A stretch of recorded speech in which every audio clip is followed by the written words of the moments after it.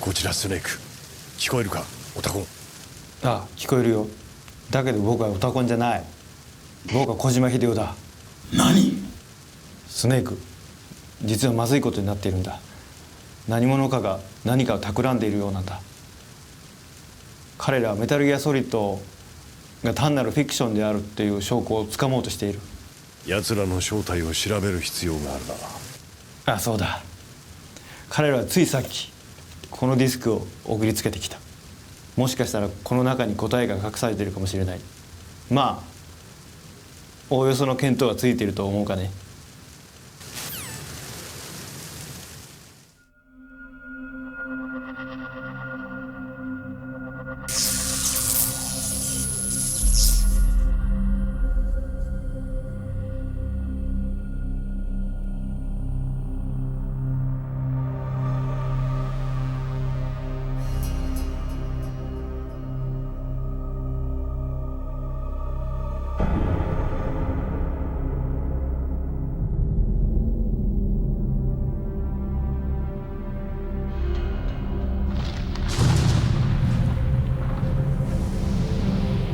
スネークらしき男が出てくると。コートをかぶって雨に打たれながら、男が歩いてくるんですけど、これがスネークかどうかっていう、それがユーザーの期待につながるんですよ。で、スネークかどうかを知りたい、ユーザーは知りたいんですけど、まだわからないですよね。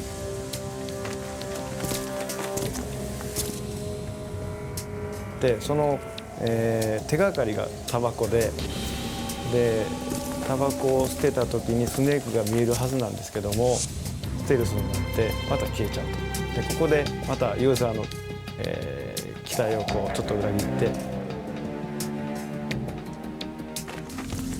で飛び込んで、着地した時に初めて実体化して、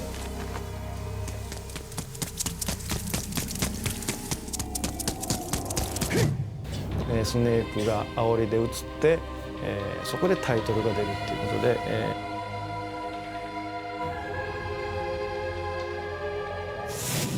あそこまでは前作をプレイしたスネークが大好きな人たちの、感情を揺さぶるそういう導入部分です。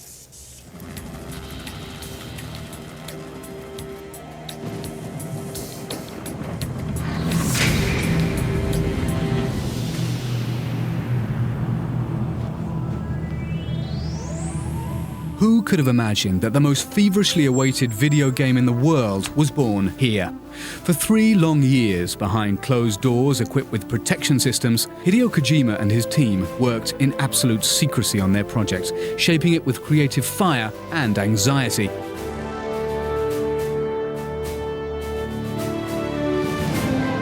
The original team of 15 grew to 70 to wrap up the most ambitious video game project of the early 21st century.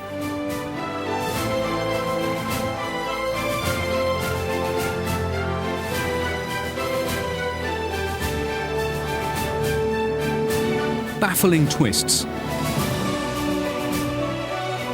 spectacular cinematic direction, charismatic characters, suspense and emotion. Never has a video game been so close to the world of film. Are you gone?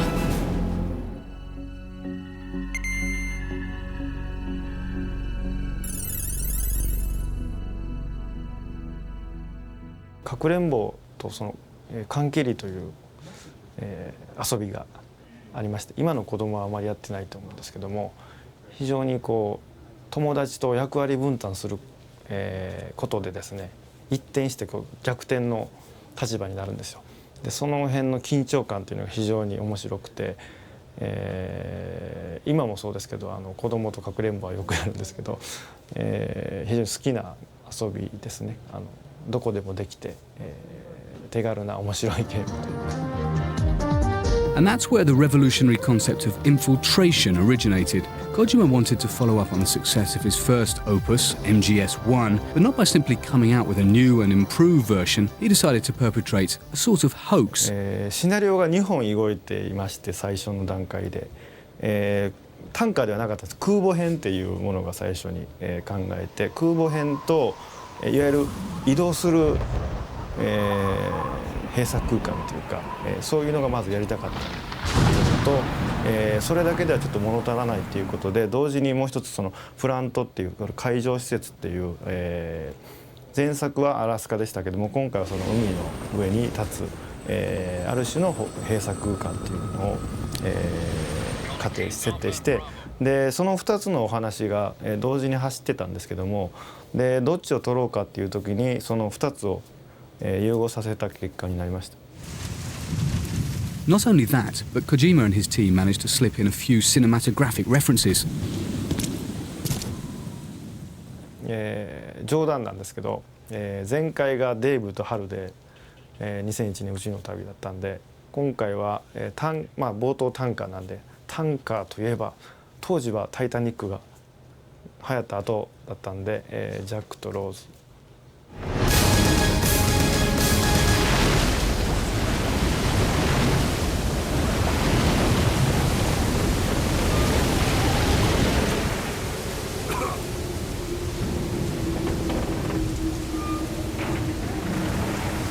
Jack, do you remember what day tomorrow is?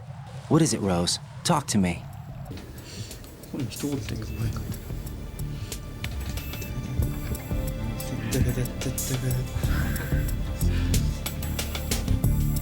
Here's another anecdote about the early development days. In the first episode, Lego were used to construct the levels.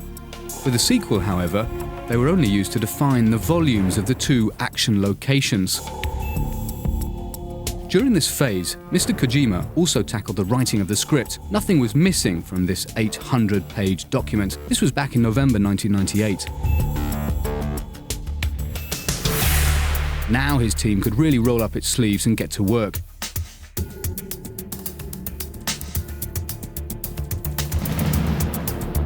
To motivate everybody, Kojima and the assistant director came up with what might be called an American-style idea.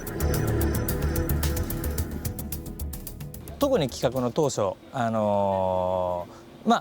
先ほど話したように、上から下へ、情報が降りるだけじゃないんで、それぞれからまずアイデアを吸収したいということで、そういうノート、アイデアノートっていうのを作りまして、1日に最低でも1個以上、これは結構大変なんですけど、何か考えてこう書くんですよね。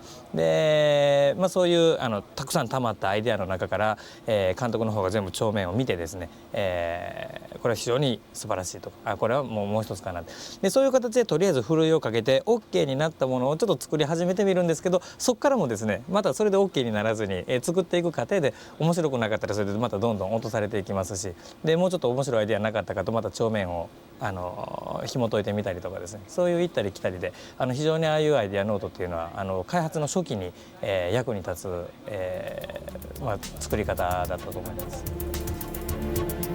For instance, the idea of bombs that you defuse by freezing them with a special spray came out of these magic notebooks. So did the idea of being able to look around the corner of a wall to see better. All of these ideas were submitted by team members and approved by Mr. Kojima.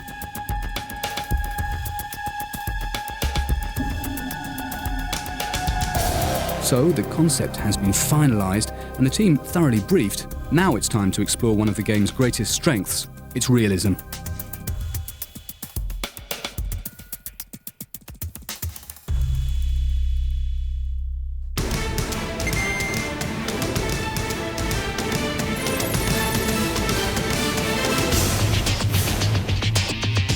Before going into production, the KCEJ team went on location to do pre-production shots. They first went to New York to get shots that would give a clear idea of the setting.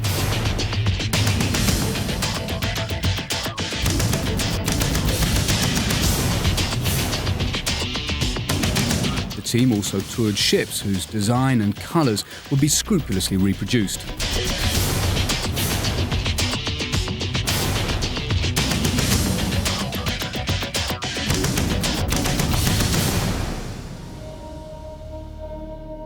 Although the accurate reproduction of photographs is important, Mr. Kojima wanted Metal Gear Solid 2 to convey the sensations of dampness, cold and wind.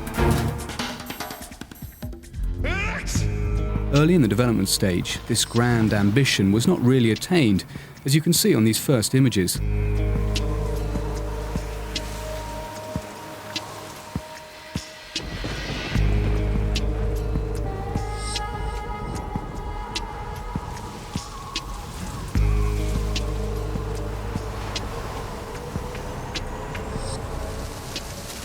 Then, gradually, the team refined its work. For instance, let's take the clever idea of the raindrops splashing on Snake's shoulders. And yes, the drops actually belong to the original character model, which avoids lots of useless calculations.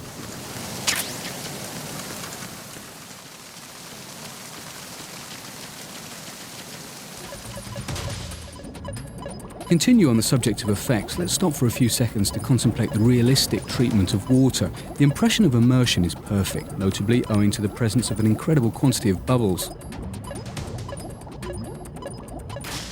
These test runs for the flooding don't appear in the final game, but the initial intention was to use them. E3 とかで映像であったと思うんですけども、スネークが濁流に追われるシーンっていうのがあったと思うんですけども、あれは最終的にボツになりました。技術的にはできたんですけども、ゲーム的に非常に淡白なものになってしまったというのがあります。逃げるだけで、濁流に捕まると、ゲームオーバーになってしまうということで、それは泣く泣くというか、一番最後ですけども、ボツになりました。All of these settings and effects are very fine, but they wouldn't be worth much if you couldn't play with them. Mr. Kojima wanted to plunge players into a lifelike and realistic world. He wanted them to be able to exert a concrete influence on their surroundings. So a lot of time was spent modelling individual components.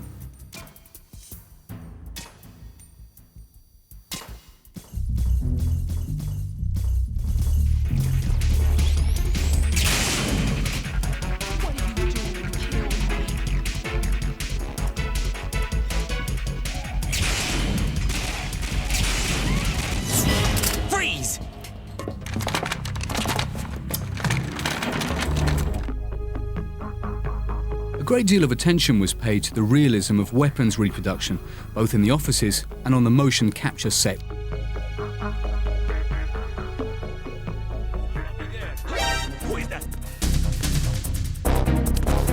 And while we're on the subject of motion capture, the most comprehensive experimentation focused on the behaviour of soldiers. The military consultant who worked on MGS-1, Mr. Mori, was back for MGS-2 and was able to avoid certain errors.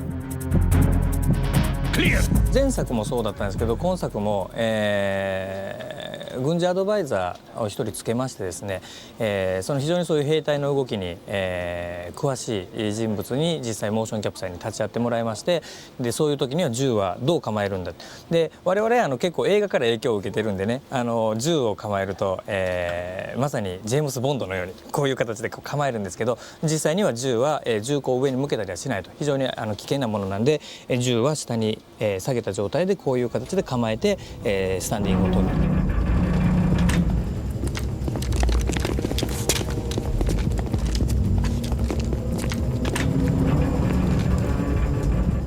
Furthermore, Mr. Mori gave explanations for these small gestures of silent communication, such as the little tap on the back.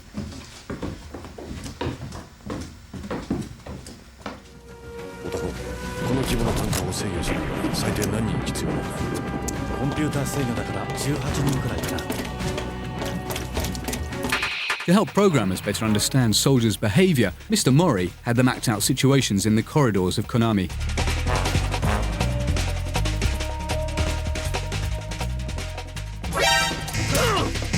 As we can see, no stone was left unturned to achieve ultra-realistic behaviour, but that still wasn't enough.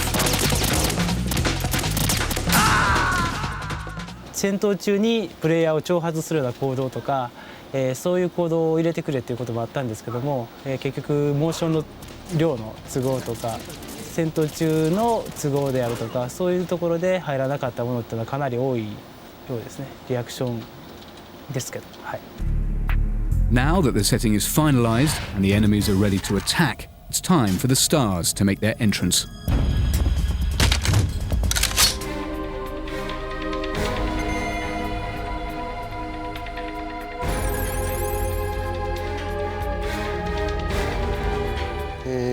一番最初に監督が今度どうしようかっていう話があって、その時に美少年を出そうっていうのが出てきたんですけど、監督が美少年や美少年やって言って、なんか最初冗談かなと思ったんですけどね。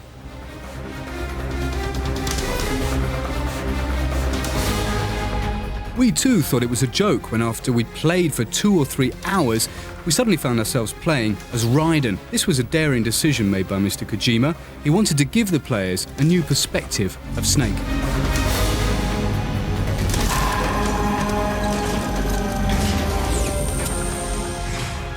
あとはやっぱりスネークっていうキャラクターをもう少し、深みを持たせたかったというのがありまして、どうしてもプレイヤーにしてしまうと自分なんですよね。スネークイコール自分っていうことになってくると、あまりキャラクターを描けない、そのプレイヤーに、従ってしまいますから、新しいキャラクターをプレイヤーにすることで、すごく、スネークを客観的に見ることができると。スネークが、それによって非常にかっこよくも見えるし、偉大にも見えるし、ということですね。でその結果前作よりも非常にスネークをかっこよく思ったと思うんですよ。でその辺の仕掛けの効果だと思います。 Snake! Been waiting long?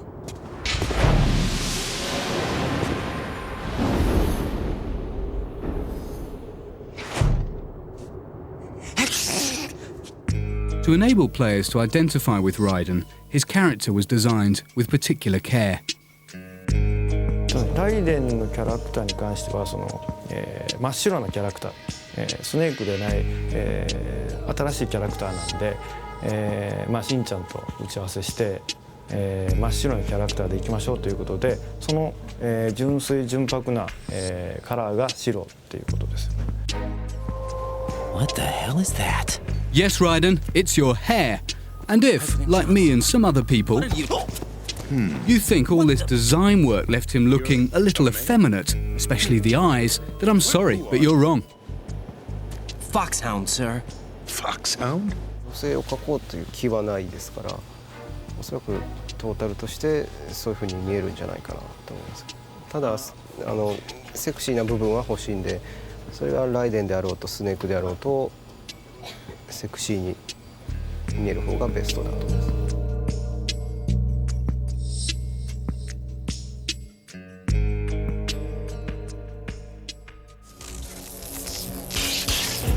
Talking about sexy characters, Vamp is perhaps the best example. Then he's all mine. 最初監督が吸血鬼を出すんや、これまた冗談かなみたいな形だったんですけども、確か最初は女性だったんですよ。バンプっていうキャラクターになる前にフォーチューンっていうキャラクターがその次に生まれて、女性と女性でこうなっちゃうと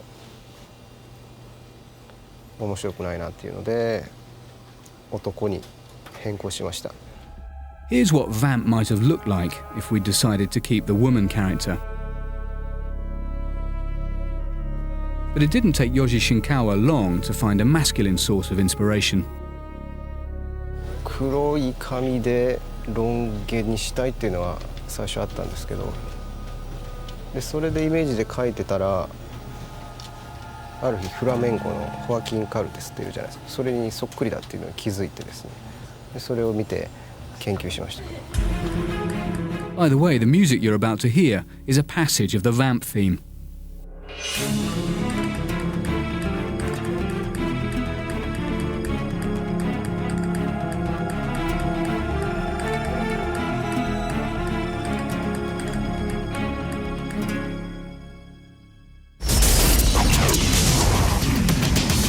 As you know, Solidus and Snake came from the same cell, so the same physical model was used for their faces. Only the textures changed. When Yoji Shinkawa drew the face for Solidus, he was trying to imagine the way Snake's would look when he was 5 or 10 years older.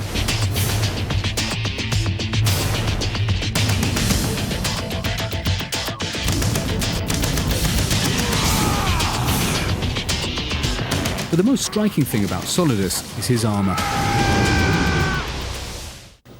そのエグゾスケルトンをどうしてもやりたかったっていうのが、こんな本当はねここまではいかないけど、このぐらいロボット的なパワードスーツっていうのが日本の文化としてあるんですけども、でここまでやっちゃうと、メタルギアでここまでやっちゃうと、あまりにも飛びすぎちゃってるので、ある程度メタルギアの世界の中でのリアリティを目指したパワードスーツというか強化骨格を、変えたんですよ。でその辺を、見てもらえたら嬉しいですね。On the other hand, Olga is inspired by a character from MGS1 that you might have been expecting to see in MGS2. オルガをメリルとイメージでダブらせて登場させたかったんですよ。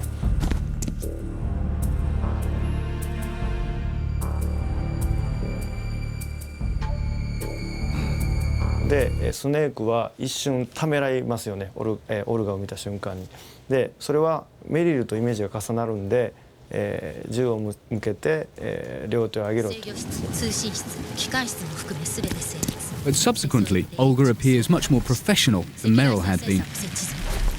で両手を上げろと言って、銃を掘って、オルガは腰に、銃を隠してるんですけども、それを、スネークは感づいて、こちらに回れって言うんですけども、その辺の駆け引きが、両方とも、いわゆる戦闘のプロっていうのを、ユーザーの人に非常に最初の段階で分かってもらいたかったんで。両手を上げろ。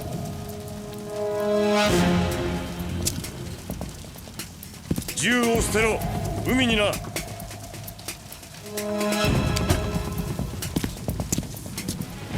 他に武器は腰のナイフも捨てろ。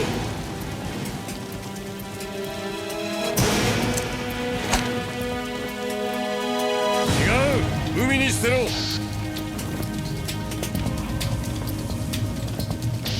その位置で回るんだ。ゆっくりな。プロのようね。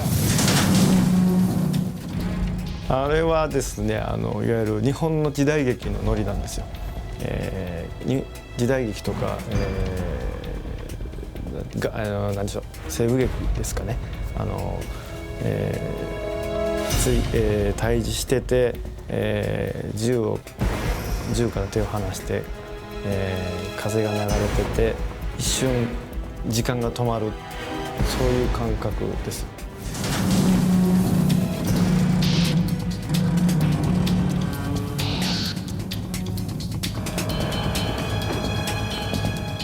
雨がやんで、この国も捨てたもんじゃないわね。 One character seems out of place in this world of warriors, and that's Rose. Rose, are you okay? Yes, thank you. It really scared me at first, but I think I've gotten used to it. According to Mr. Shinkawa, Rose represents Mr. Kojima's ideal woman, classy and intellectual. In fact, some of the exchanges between Rose and Raiden are inspired by Mr. Kojima's own experience. あと4月30日っていうくだりなんですけど、あれはですね、初めてデートをした日にちなんですけども、今の奥さんにも同じこと言われて忘れてた頃があったんで、あれはどちらかというと僕の体験になりますかね。Jack, do you remember what day tomorrow is? That again. I'm sorry, but I still don't have a clue.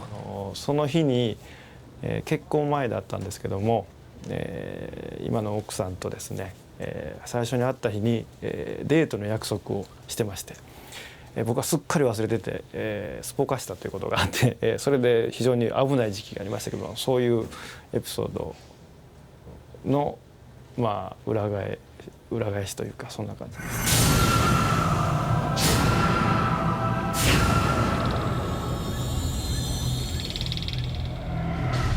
Finally, we come to what is perhaps the greatest character in the entire game. It was created in a very unexpected way. 一番最初に発注を受けた時は、その水中でも活動できるメタルギアっていうふうに、監督の方から話があったんですけども。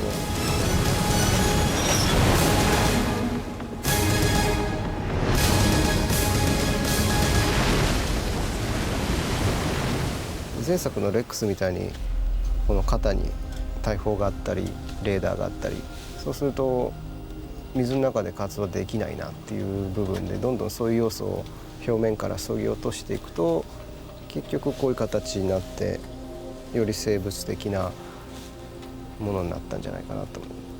最初から恐竜っぽいのを描こうとしたんじゃなくて結果こうなっちゃったっていう部分が大きいんですけども。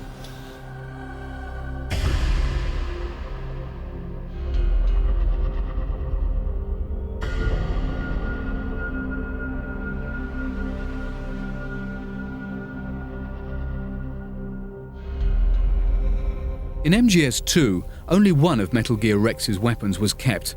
It was a miniature version of the cannon carried by Fortune. I can't tell you how happy I am that you were alive after all. I knew this. As far as the characters are concerned, it would be logical for us to stop right here. But if Mr. Kojima and his team had had a little more time, we would have been able to meet another character. My father. 全身に入れ墨が竜の入れ墨があって、でもともとベトナム人なんですけど、ベトナムで育ったんですけども、ベトナム育ったじゃないですね。ベトナム人っていう設定で、チャイナタウンとかで育ったっていう、それでチャイナマンと言われてるんですけど、で体に、入れ墨があって竜の入れ墨があって、その竜がこう外に出てきてプールの中を泳ぐっていうそういう設定でした、最初の設定。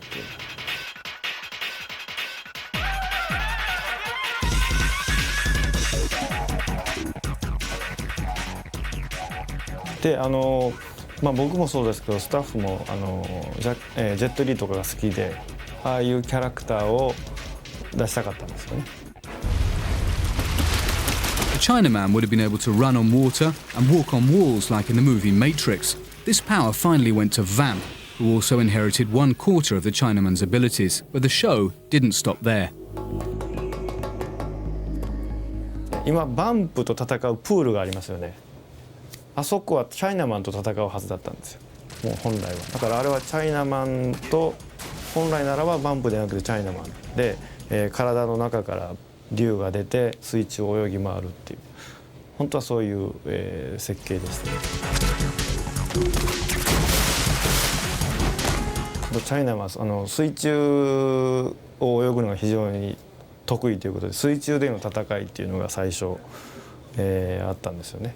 でそこで出血するとチャイナマンが飼ってるホウジロザメがいるんで、サメにやられてしまうっていう。だから最初の設定では泳いでいくところにサメとかがいるんで、サメを血でおびき寄せて、迂回しないといけないとか、そういう、ゲーム、システムでした。システムというか、設計でしたね、最初の。Impressive, well-developed characters, directing on a par with the best action films. Now all that's missing is a score worthy of Hollywood. Drop your gun. Not a chance.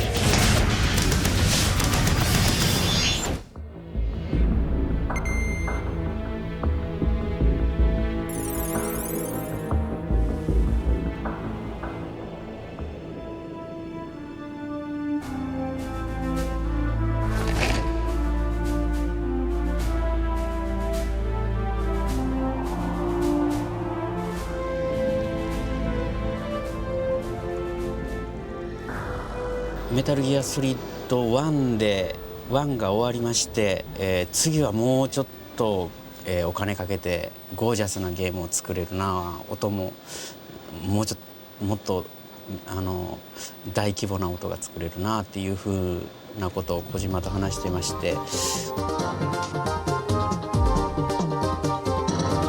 次は、ハリウッドに音楽を頼もうということになりました。それで、どの作曲家に、音楽を頼めばいいかっていうので、かなり、悩んだんですが、リプレイスメントキラーという映画を、小島と2人で見に行った時に、その音楽の躍動感とかシンセサイザーの使い方のうまさとか、そういったところを、聞いて、この人を使いたいなということがありまして、ハリウッドのメディアベンチャーズに、ファンメールを送って、そこから話がスタートしました。 Next stop, the United States, to meet one of Hollywood's greatest composers, Harry Gregson Williams.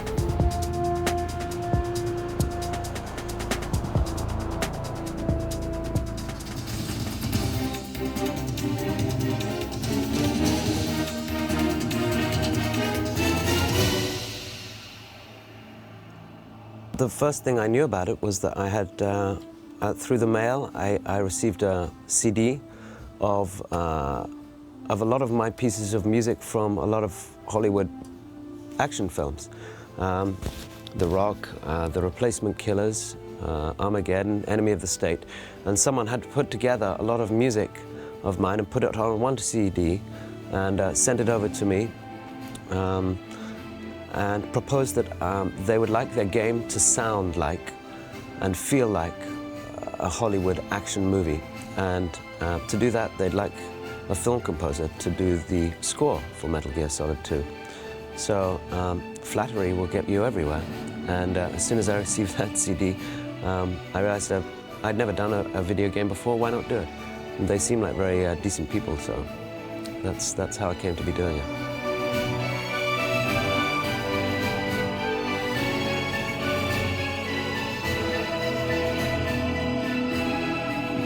All the music that I create is comes to life because of the pictures that I'm watching as I compose with film. So this is one of the reasons that this project appealed to me, because I knew that I wouldn't be composing music to moving pictures. I knew that my music would be put to the pictures eventually, but I would not see the pictures first. So I thought it would be fun to do it the other way around for once. So I had to have something to go on. So Hideo and his team described to me some scenarios and asked me to imagine the Snake, or one of the characters, in a certain situation, from situations of tension, maybe being watched or watching somebody else. And he would give me a paragraph of words to describe what might happen in this scene, and I would write a minute or 2 minutes of music that I felt reflected this.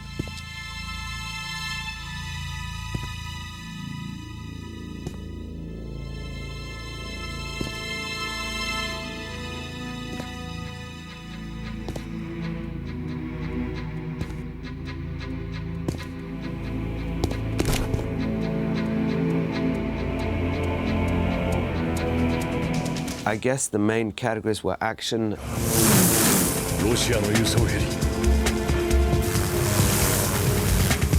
sneaky, ambient, heroic, yeah.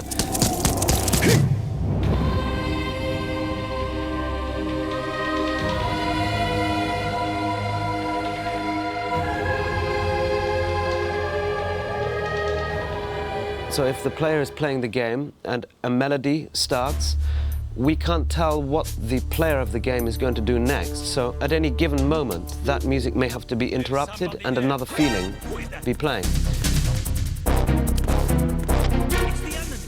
So it was important with a lot of the music that it wasn't melodically based, just was holding a certain tension. It had light drums in it and atmospheres, so that the mood could change very quickly like this. I didn't know quite what to expect. I was amazed that of the skill at which someone in Japan, in Konami somewhere, has taken all the music that I wrote and somehow made it work with the pictures. 動くな! 両手を上げろ!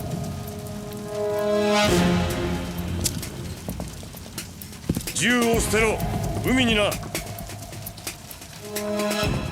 have to admire the perfect symbiosis achieved between the music and the images. Not only that, but this particular passage was so right for this scene that it became Olga's theme. Even when you don't know it's Olga, listen closely to the first notes of the next sequence.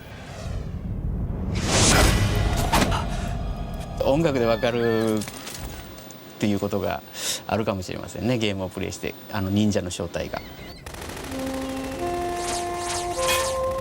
So each character has its own musical theme, which reveals their inner state of mind. They're like symbols, cleverly woven into the game, though some of them might need little explanation.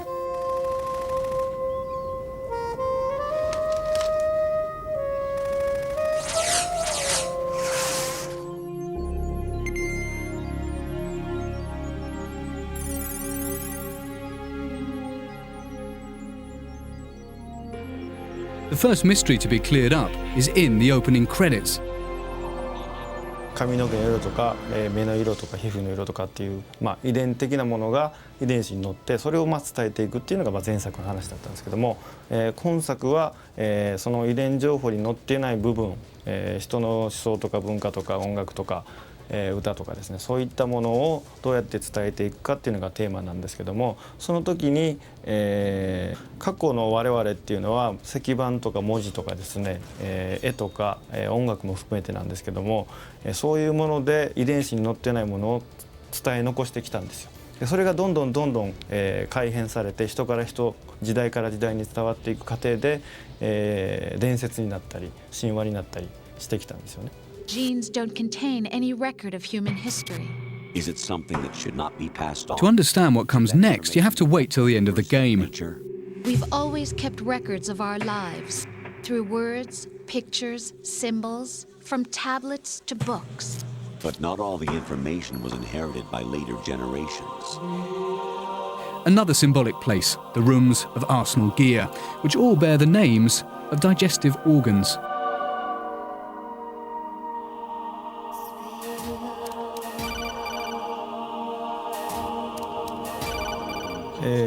あれはピノキオのオマージュといいますかあまり深い意味はないんですけど、プレイヤーが巨大な、生物というか、デジタルな生物に取り込まれてそこから脱出するっていう、意図だったんで、胃袋から入って、直腸に向かって脱出を試みるっていう。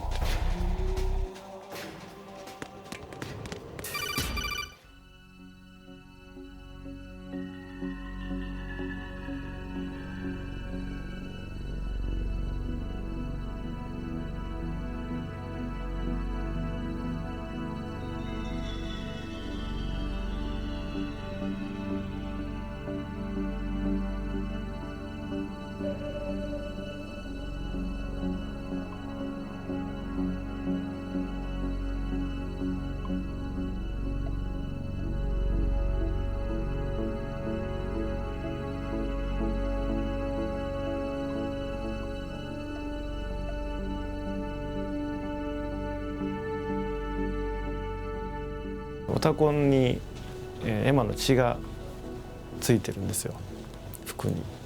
でこのシーンは非常にスタッフ内でチーム内で揉めまして、チーム員の人は、スタッフはやっぱりその血をつけることを嫌がったんですけど、僕はやっぱりシーンにはエマの血が必要だということで、最終的につけてもらいましたけども。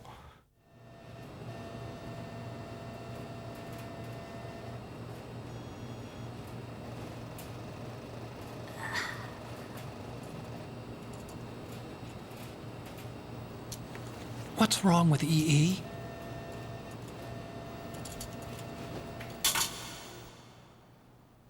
Emma? Emma? Emma? Emma? Answer me! 美しく死ぬっていうことはまずないと思うので、エマも、暴力によって、死んでいくっていう姿をですね、綺麗に描くつもりは全くなかったんで、オタコンにそのエマの血がついているっていう表現は最後まで何としても入れてほしかったっていう、そういう思いがあります。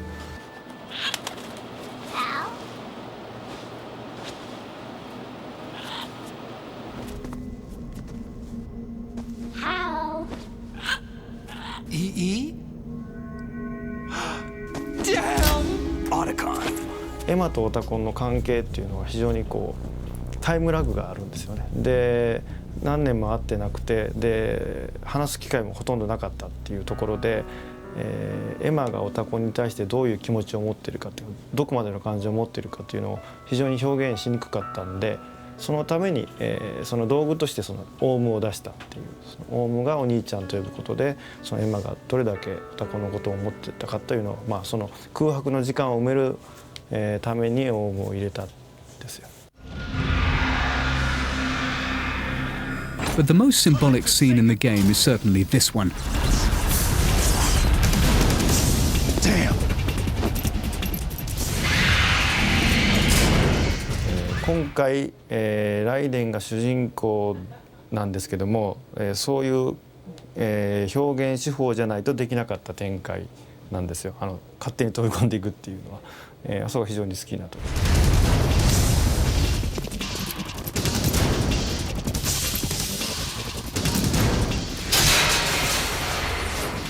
Liquid, stop this thing! Hey, Snake, you coming?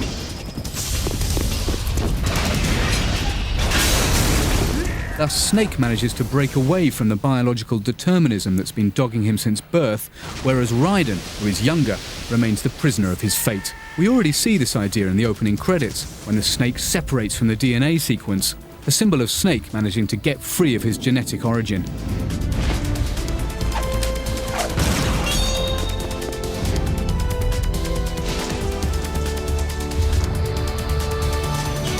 But the analogy between Snake and Raiden can be taken even further. まあスネークとライデンの話ちょっとしますけど、ジャックとローズが出会ったくだりでキングコングとゴジラの話が出ると思うんですけども。A group of middle-aged Japanese ladies came up and asked me which building it was that King Kong was climbing in the movie. I said it was probably the Chrysler Building, and then you showed up and started mouthing off. You were like, no, it's the Empire State. I said the Chrysler Building was in Godzilla. スネークというのはゴジラなんですよ。ゴジラは水爆実験によって生まれた、まあ、いわゆる人間が作り出した怪獣なんですよね。でスネークは、そのクローン人間なんでビッグボスの体細胞で作られた人間なんです。だからこれはゴジラなんです。でライデンは、キングコングです。手錠をはめられて、ローズという女の子を、まあ、その道具として使われて、都会に来たっていうか、だから2人は非常に対照的なキャラクターにしてあります。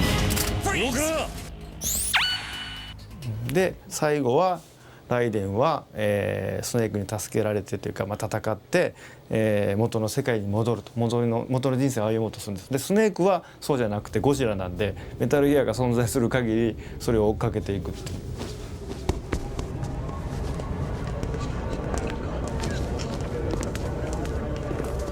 And finally, the last symbol in the game. In the following scene, Snake, the veteran who teaches everything he knows to Raiden before leaving, is Kojima. Who or what they are. Raiden, the apprentice, is no other than Kojima's team. The memories you have and the role you were assigned are burdens you had to carry. It doesn't matter if they were real or not. That's never the point. そうです。まあゲームのテーマがおっしゃる通りですけど、次の世代に伝えることなんですけどね、僕はメタルギアソリッド1と2の開発において、若いスタッフにメタルギアソリッドの作り方とかノウハウとか、ソウルを、伝えたということで、メタルギアソリッド3を作るんであればその、若いスタッフに、新しいメタルギアソリッドを作ってもらいたいなとは、思ってます。By the way, what is that? From now on, like for Raiden, it's up to them to choose, to say yes or no to a sequel. It's for you to decide. It's up to you. But something tells me that the prospects are good.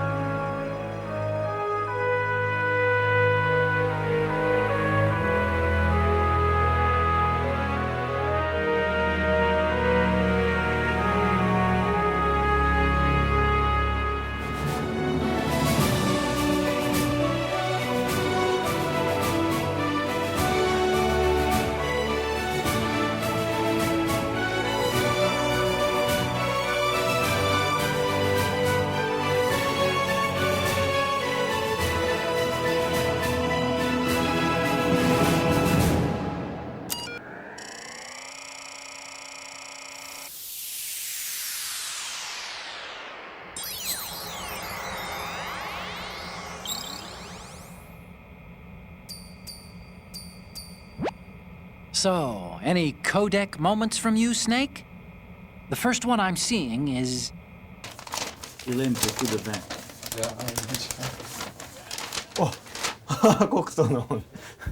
The next image is... Who's gonna do Snake?